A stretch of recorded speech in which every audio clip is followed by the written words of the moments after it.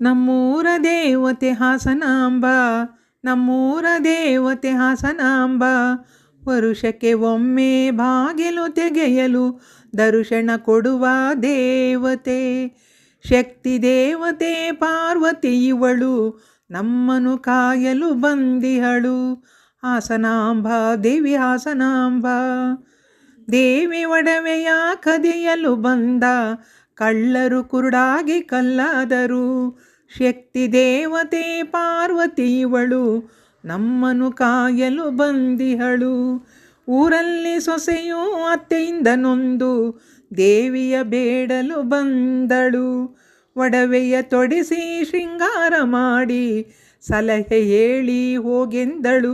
ದೇವಿ ಸಲಹೆ ಹೇಳಿ ಹೋಗೆಂದಳು, ಯಾರಲ್ಲೂ ಹೇಳಬೇಡ ಎಂದಳು. ಹಾಸನಾಂಬ ದೇವಿ